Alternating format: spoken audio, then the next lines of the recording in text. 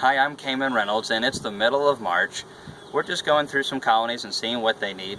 Colonies like this one have plenty of feed, but we're just going to make sure. We're going through all the colonies and we're finding the small percentage that need a little bit of supplemental feeding. And if they don't get it, they're going to starve out, and you could have a hive that could have produced 80, 100, 120 pounds of honey that dies in March. Very common in Tennessee, and for those of you up north, it's just a little bit different, depending on how far up north. So just keep an eye on your bees. I can see a lot of questions in hobby groups and whatnot, and it's part of the learning process. What can you do? What can't you do? And there's a lot of opinions out there, but you get a little more experience and you find out that there's a lot more gray area in beekeeping than what you were told. And that's the way it was for Laurel and I, definitely. So you can get into a colony in very cool temperatures. Some people will tell you don't break the seal unless it's below 50, all that jazz. Bee crap. We do it all the time. We break in the 30s. I can break in the 20s if you do it right and you're not too quick. Now we're not pulling out frames and looking at stuff, but right now we've got a pretty hard wind coming through. Sorry about it in the video. I'm sure you can hear it. So don't be pulling out frames of open larvae and sticking them on the edge and leaving them over here for 3 or 4 minutes. So just a little bit of common sense, but there's no reason why you cannot open your hives in cold weather. It's not going to hurt the bees at all. It could hurt the brood. That's the only thing you have to worry about. And as far as the seals and stuff go, for those of you in Canada and really cold places, yeah, it's different. Don't listen to me when it comes to overwintering your hives in Canada. There's several good beekeepers in Canada to listen to. Ian Stepler and Michael Palmer out of Vermont. Those are the guys that you want to be watching their videos, reading their information about how to winterize and fool with your bees in those wonderful Arctic temperatures. Alright, so we're just going to kind of see what they got honey-wise up top. Because remember, without honey, they can't keep warm. And with all the new bees hatching out, it is so important to have plenty of it because they come out and they're hungry. Hey. Well, that looks like brood. And that looks like a cell. Check that out. Surely. Alright. They were drawing on it a little bit, but there's nothing in it. I was fixing to say, goodness gracious. We did have one the other week though.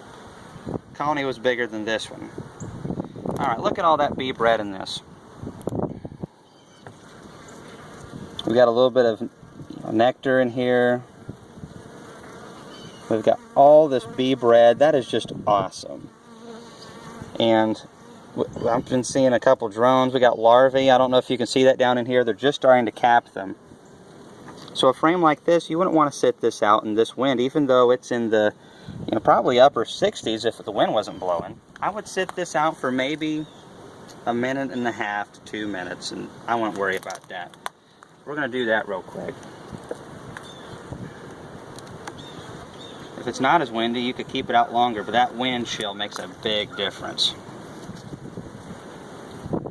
Well, that looks good. Look at that. They got some light looking comb. Just all that pollen. Man, boy, doesn't that make you happy. Bunch of fuzzy newbies. Alright, see if you can see this one. I see all these bees like that one and that one. These. They got all that hair on their back. Those things have probably hatched out sometime today. But they're already working. They're going around. They've cleaned out their cell. And then they start going around and help straighten things up, and they work on feeding the larvae later and all kinds of stuff. Ah, look at that. Ow. Pinched myself with the frame. More brood, more pollen. Man, I hate when I see this kind of stuff. Alright. Now look at that. Got orange pollen there. We've got all this white wax here. So they're starting to draw a little wax. And only young bees really draw wax good. So that's good. That's a good sign. We've got some weight to these things. It's not quite as much honey as I'd like to see. And so there's a lot of people going to tell you here in March, don't put moisture in your hive. You'll kill your bees. They also say, don't do crap like that. We're going to have to edit that one out. They also say not to wear clothing like this because this is how you get stung. Got some really good looking larvae in there though.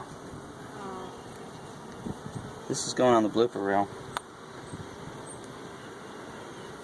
That's why we select for gentle bees. Though they did not appreciate it. Nectar, we got some honey in this one. Oh yeah, it's just loaded full of stores. Well, we could not post this video. In that way it looks like we're professionals. We never make any mistakes. Fly home, bees. But then again, we are human and we make mistakes. And I think you should be able to see those. So we're going to post this video. Alright, now here's something that you definitely want to do. So this one had the brood in it, right? They're starting to really cluster around that brood right there. They're tightening up around it, trying to keep them warm. Don't stick it towards the edge. Ooh, you can feel heat coming right on out of there. Goodness. Stick it right back in the middle somewhere where the bees can guard it good.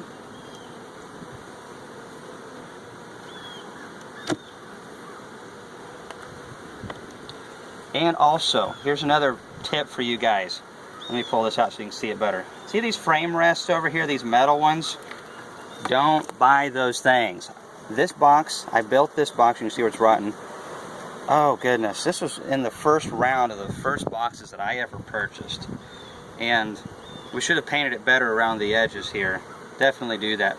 But I put these in, I hate them. Small hive beetles love to get in them.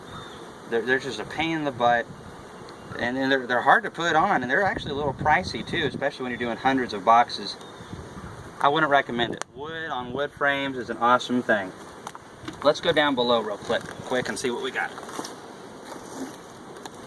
They'll stay warmer like this longer because they're still in a cluster. Well, that looks pretty good underneath, all things considered. This was a really small split last year that we made in May, early June-ish, something like that. The queen wasn't in good shape, and we split the hive 3 ways, and it was only about a 5-frame nuke, and we requeened, and you know, obviously we babied them, and now here they are. Oh, and there's the queen. She's down below laying, and some people will tell you that the queens will not go down to lay. They'll only go up to lay, and that also is not true, because obviously she's been in that upper box, and we have not rotated. We'll have a video on rotating, but boy, that looks good. Alright, well, that pretty much concludes our inspection. Nothing super fancy. That queen's getting on the edge there. Definitely want to watch and make sure you don't crush that bug, especially this time of the year. See why it's nice to mark your queens though? We know how old she is. It's super easy to find her.